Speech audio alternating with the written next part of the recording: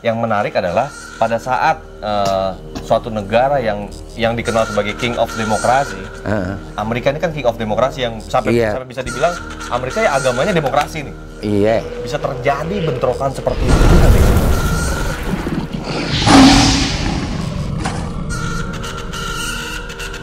Ya, assalamualaikum warahmatullahi wabarakatuh teman-teman semua, balik lagi bersama gue Faktur Semi di Macan Galis dan bareng Babe Ridwan Saidi. Ya. Nah, ini kita bicara sedikit mengenai analisa politik global yang terjadi di dunia ini.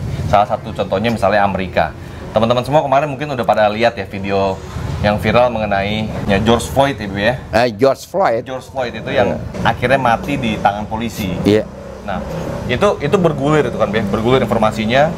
Akhirnya ramailah di Amerika, bahkan di beberapa negara yang tidak terima akan hal itu. Iya, iya. Nah, kalau pandangan Babe gimana dengan isu ini, Be? Terbentuknya seperti apa isu ini, Be? Pertama kita mencoba memahami apa yang terjadi di TKP. Iya. Kan begitu dulu ya. Sebentar, Be. Ini kalau teman-teman mau sambil tulis di komentar, silakan tulis komentar ya. Jadi analisa Babe ini karena gini loh, guys. Analisa Babe ini dalam, kadang-kadang secara harfiah pun nggak tersebut. Tapi kalian harus pahami ini seperti apa analisa Babe ini. Tulis di komentar ya. Iya. Ya itu di TKP dulu kita coba pahami apa yang terjadi, bahwa George Floyd didakwa pengedar uang palsu kan, pecahan 20 ya. Lantas ditangkap di sana. Saya kira terjadi lontaran kata-kata mungkin tidak menyenangkan polisi, mungkin. Saya nggak tahu, ya kan. Marahlah polisi pada masa. Marah polisi. Sebab di dalam peradaban atau tradisi di Eropa atau di Amerika, orang yang berasal dari ras tertentu itu tidak menyukai kata-kata tertentu juga. Kita ingat dulu ada pemain terkenal dari Belanda, Frank Rijkaard, ya kan? Itu dia hilang konsentrasi karena lawannya itu kalau ketemu dia ngata-ngatain. Jadi mereka dikata-katain terus, konsentrasi ya buyar. Padahal dia luar biasa, movable, Rijkaard itu kan. Itu satu contoh. Saya nggak tahu apa karena itu polisi jadi marah dan sampai menyebabkan kematian dengan memberi beban kepada leher yang bersangkutan sehingga teriakannya George Floyd menjadi terkenal. Ya aku nggak bisa bernafas kan, gitu kan. Itu menjadi terkenal bagi kalangan yang pemrotes peristiwa itu. Kita supaya rada adil, pelaku polisi yang melakukan menjadi penyebab kematian George Floyd itu akan dibawa ke pengadilan kan. Dengan dihukum lah ya. Akan ada proses pengadilan kepada dia. Dia sudah diberhentikan. Lalu nanti dia menghadapi pengadilan, itu masalahnya. Lalu kemudian menyebar, terjadi aksi-aksi protes terhadap itu. Tapi nggak cukup dengan diberhentikan itu aja. Yang diminta oleh rakyat Amerika. Iya, itu kan menimbulkan kemarahan. Kok ada di zaman modern ini begitu cara mengambil nyawa orang? Iya kan? Sedangkan di dalam pandangan Islam misalnya ya. Kita nggak boleh makan ayam yang tidak dipotong tapi lehernya dipelintir, kan nggak boleh. Ya kan? Nggak boleh kita pelintir lehernya. Beda, disembelih ayam bukan dipelintir. Nah, kematian yang ditempuh oleh George Floyd dengan cara-cara begitu menimbulkan marah orang. Kenapa segitunya? Ya misalnya George Floyd ada mengeluarkan kata-kata yang nggak pantas, apakah pantas dibalas dengan cara begitu? Itu kan berlebihan. Nah, jadi sekarang kita lihat. Apalagi depan umum loh, Be. Depan umum. Iya. Emang di jalan raya kok saya lihat videonya. Jadi ini sekarang timbul aksi-aksi yang sudah 6 hari ya, memasuki hari ke-6 di 34 kota dari 34 negara bagian. Aksi-aksi itu. Nah, ini sampai kapan? Nah, kita analisis aksi-aksinya kan. Ternyata aksi-aksi ini dibarengi dengan penjarahan. Ya kan? Dibarengi dengan penjarahan. Toko-toko mewah. Toko-toko mewah semua. Jadi bukan bangsa Supermi yang dijarah. Bukan toko kelontong. Bukan kelontong. Jadi hampir nggak ada kaitannya dengan efek bakteri COVID. Nggak ada. Bakteri. nggak ada urusan dengan bakteri COVID, ya kan. Lalu yang diambil barang-barang mewah, semuanya toko-toko branding lah, yang didatengin. Ya, LV macam-macam itu. Wih, bahkan ada orang bermobil mewah ya kan turun, ikut ngejarah balik lagi kan gitu, diperlihatkan. Nah ini ada faktor-faktor penjarahan. Jadi akhirnya misi dari protes itu jadi berkurang. Misi protes itu kan solidaritas kemanusiaan. Rasa kemanusiaan orang tersinggung dengan cara kematian yang ditempuh oleh George Floyd. Orang tersinggung, kok segitunya. Nah sekarang menjadi rendah itu kan gara-gara penjarahan juga rame, ya kan? Penjarahan juga rame, toko-toko juga dijarah terus, dan ada juga berita bahwa yang diserbu juga oleh para pemrotes itu kantor-kantor lembaga keuangan. Iya. Ya kan? Kantor-kantor lembaga keuangan ini. Iya, ada. Menarik ya, di dalam nih. Oke. Kalau itu yang dilakukan, dokumen apa yang dimusnahkan? Ya kan? Bisa mengenai operasi dirty money, ya kan? Bisa ada urusan dengan insurance, ya kan? Kan banyak mobil dibakar, ya kan? Ada bangunan dirusak, bisa ada hubungan dengan itu. Mungkin nggak perusakan sistem ekonomi Yahudi, misalnya, Be? Ada arah ke sana, bisa juga ke sana, tapi kita lihat seberapa lama ini akan berlangsung, ya kan? Seberapa lama ini akan berlangsung, apa itu serbuan-serbuan terhadap kantor-kantor, kalau istilah kita, yang diduga di situ banyak tersimpan data-data mengenai dirty money, mengenai insurance dan sebagainya. Nah itu yang kalau ke sana perginya, ini menjadi agak serius ya. Jadi ini sebenarnya tidak lagi kita bicara tentang rasialisme jadinya. Efeknya udah kemana-mana gitu. Oke. Dan sikap Trump sendiri jelas ya bahwa dia meminta itu pada gubernur untuk menyelesaikan persoalan-persoalan di daerahnya. Kalau gubernur tidak mampu menyelesaikan, Trump sendiri akan menyelesaikan, dan katanya dia akan membawa US Army kan, untuk menyelesaikan itu. Dan menurut Babe ini bukan hanya sekedar isu rasisme yang ditimbulkan di situ. Ini ada tumpang menumpang sekarang ya, nggak bisa satu mainstream berjalan begitu aja tanpa tumpangan. Orang berpikir cepat, tak berpikirnya udah apa itu berpikir taktis yang tingkat kecepatannya, speednya cukup tinggi. Ini gua hajar, tumpangin ini demo kan begitu. Nah jadi siapa bisa mengendalikan lagi? Nah itulah Trump memerintahkan dia akan melakukan tindakan tegas, dan memang Amerika berpengalaman, termasuk demonstrasi anti perang Vietnam tahun 70-71 di Amerika itu melanda seluruh negara bagian, seluruh kota-kota dan seluruh kampus. Ya kan, sampai akhirnya mendesak pengambil keputusan di Gedung Putih dan House serta Senat untuk menghentikan perang Vietnam. Itu kan tekanan-tekanan demo berbulan-bulan itu. Tapi kalau ini nggak akan lama saya kira ya.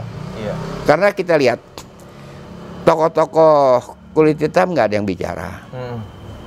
Apakah dia itu DPR atau di Senat, nggak ada yang bicara mengenai apa yang terjadi di jalan. Itu.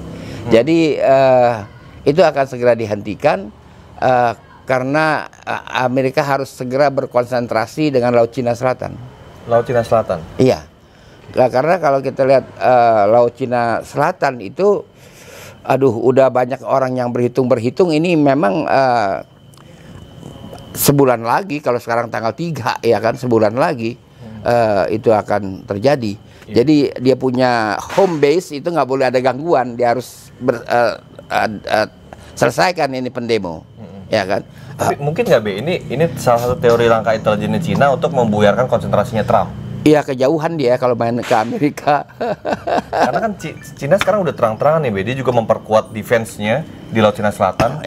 Dia berani ngelawan tuh kalau negara-negara di Asia Tenggara pun mau coba main-main kan Be. Iya, bisa, dia harus ngomong begitulah ya. Tetapi apakah kemampuan dia dan kekuatan dia mendukung apa itu omongannya, ya kan? Nah di Laut Cina Selatan kan sekarang saling menunggu saja siapa yang akan memulai gitu. Trump sudah jelas menyatakan kekecewaannya dengan tindakan Cina terhadap Hong Kong. Lalu bagaimana di India ada insiden, ya kan? Ya ada insiden dengan tentara Cina. Jadi dia harus berhitung banyak, dan juga dia harus menghitung persediaan bahan bakar dia. Menurut informasi 2 bulan lagi selesai. Jadi kalau 2 bulan lagi selesai, saya kira hitungan-hitungan orang banyak ya. Orang ada yang sementara Amerika tuh bisa kunci semua persediaan bahan bakar Cina. Oh, dia udah borong yang kemarin itu. Dan itu dengan menutup jalur Selat Melaka akan segera ditutup, lalu perairan Laut Cina Selatan ditutup, dia tanker mana yang mau masuk? Kan itu. Jadi diperkirakan, atau kita memperkirakan dari awal, kita memperkirakan antar 2 lebaran Idul Fitri dan lebaran Haji. Saya kira itu. Tapi kalau dari sisi analisa Babe sendiri, selain isu rasisme ini, tujuannya apa? Ini kan yang Babe bilang, ini ada mungkin ada tumpang tindihnya kepentingan di sini kan, Be ya. Ada yang menumpang, entah mana yang menumpang di Yang mana demo ini? Iya, mana demo ini. Apa sih tujuan dari orang yang misalnya menumpang itu? Tujuannya apa, Be? Iya, itu tadi kita mengatakan, ini kan kalau benar bahwa yang disasar adalah kantor-kantor yang menyimpan banyak data tentang dirty money, kan orang yang berurusan dengan dirty money sangat terganggu. Atau insurance, ya kan, itu juga orang akan terganggu di situ. Itu jelas kepentingannya. Tapi kita lihatlah bahwa persoalan ini memang kalau dipicu rasistik itu memang segera berkobar, ya kan. Kita paling gampang membakar itu, Be ya. Paling gampang minyak kepada isu-isu rasistik itu. Bagaimana Columbus yang dianggap sebagai penemu Amerika patungnya dirobohkan karena ternyata dia kriminal. Yang menemukan Amerika bukan dia. Iya, orang udah ada dia dari dulu, orang lain dari dulu. Iya, udah banyak bangsa-bangsa lain termasuk bangsa Arab datang ke sana, dirubuhkan. Jadi itu pasti sensitif kalau di Amerika Serikat. Iya, sangat sensitif. Sangat sensitif. Jadi kalau paling gampang memainkan isu politik itu dari rasisme ini. Tapi juga padamnya cepat juga ya. Oh, padamnya cepat, Be. Iya, padamnya. Yang penting kan tadi mengenai isu kepentingan si penumpang ataupun yang menumpang tadi tercapai. Tercapai. Iya, target dia. Target itu tercapai. Target dia tercapai, dia mau numpang di segi ini, numpang segi itu, udah. Dan ini nggak akan berlangsung lama juga karena bisnis di Amerika nggak boleh terhenti oleh karena ini. Jadi banyak kepentingan juga yang berusaha untuk mengakhiri ini. Walaupun kan kalau di pemberitaan kan besar tuh, Be, aksinya besar-besar di mana-mana. Tapi kadang kan kita juga nggak bisa telan mentah-mentah media, Be ya. Kadang suka dilebih-lebihkan juga. Iya, kan sebuah demonstrasi itu bisa dibesar-besarkan, tapi juga bisa dikecil-kecilin. Tergantung kepentingannya masing-masing, ya kan. Jadi kita nggak terlalu yakinlah dengan hal-hal seperti itu. Tapi pasti ada misi di belakang itu. Oh iya, jelas dong. Ini orang mencoba masuk dari sisi ini. Mungkin saja lawan Amerika sekarang mau coba masuk, tapi saya nggak begitu yakin. Nggak begitu yakin Cina masuk ke demonstrasi ini, nggak gitu yakin saya. Ini bukan sederhana. Kan gini, Be, kalau kita pandang dari sisi pendukungnya para Demokrat ini, Be, para Demokrat di Amerika, ini memang kebanyakan orang-orang kulit hitam kan, Be. Bisa dibilang 70%-nya orang-orang kulit hitam nih, Be. Gengnya Obama CS lah misalnya, Be ya. Nggak begitu kali rumusnya. Banyak kulit berwarna memilih Demokrat. Ya, banyak kulit berwarna itu memilih Demokrat, dan kulit putih itu di Republik biasanya. Banyak, Nah, yang menarik adalah pada saat suatu negara yang dikenal sebagai King of Demokrasi, Amerika ini kan King of Demokrasi yang sampai bisa dibilang Amerika ya agamanya demokrasi nih. Iya. Bisa terjadi bentrokan seperti itu juga, Be ya. Iya, sebenarnya sih masa-masa lampau rasialisme ini berlaku saja. Efektifnya di situ orang. Iya. Dan sekarang ini rada gede skalanya, Tapi saya dengar terakhir udah mereda ya.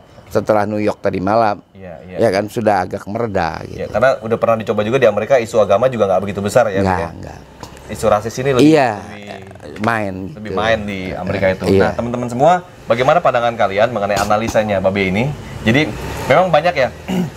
Gue perhatikan beberapa belakangan hari ini kan banyak banget video-video yang viral. Beberapa channel-channel lah yang viral itu mereka menyebutkan atau seperti kayak ada mirip copy paste pandangan Babe. Tapi saya senang sebenarnya, Be, pandangan-pandangan Babe yang Babe sampaikan dengan teori yang santai, yang lebih bisa diterima oleh orang-orang, akhirnya banyak yang bikin turunan tuh, Be. Oh gitu. Banyak bikin turunan, pandangan-pandangan lain nih, banyak lah yang viral-viral lah. Kalian udah tahu lah yang viral siapa ya. Pandangannya ini mirip sama Babe nih. Nah, ini menarik ya. Disitulah gue makanya punya kewajiban untuk terus menggali apa isi kepala Babe nih. Iya. Karena Babe ini, gini guys, biar lo tahu, Babe ini dari zaman dulu nih, setiap rezim yang ada di Indonesia ini, dia udah ada di elit. Walaupun di luar ya, di oposisi, tapi dia memahami, Babe ini memahami pandangannya, analisa politik seperti apa. Jadi kalau orang Ambon bilang ngana belum tulis, beta sudah baca. Gitu ya. Jadi belum tulis, Babe udah baca nih arahnya kemana ya, kayak gitu. Ya kita memang harus mengkomunikasikan apa yang kita tahu untuk kepentingan rakyat dan kemajuan bangsa. Seperti baru-baru ini kan saya juga melakukan Zoom webinar dengan guru-guru sejarah. Itu keren. 34 provinsi. Ya kan, di situ saya menyampaikan pikiran-pikiran saya, dan kalau kesan saya sambutan dari peserta itu bagus, terutama penyelenggara. Kok kenapa mereka nggak belajar sama arkeolog aja, Be? Katanya arkeolog lebih mumpuni, Be. Begini ya, sekarang itu kita dituntut untuk komprehensif dalam berpengetahuan dan terstruktur berpikir. Jadi kita nggak sama dengan sebagai kolektor perangko. Saya ini kolektor perangko, filatelis ya, nggak sama. Jadi kita dengar, oh ada City of London comot atu, gitu kan. Oh ada ini comot atu, dikocok-kocok, dihidang, nggak bisa begitu. Jadi kalau kita bicara tentang City of London, pengetahuan kita harus terstruktur ke bawah. Gitu. Ke bawah dan ke atas sih, Be, ya. Ya harus terstruktur, kalau nggak bisa. Iya. Jadi itu nggak gampang.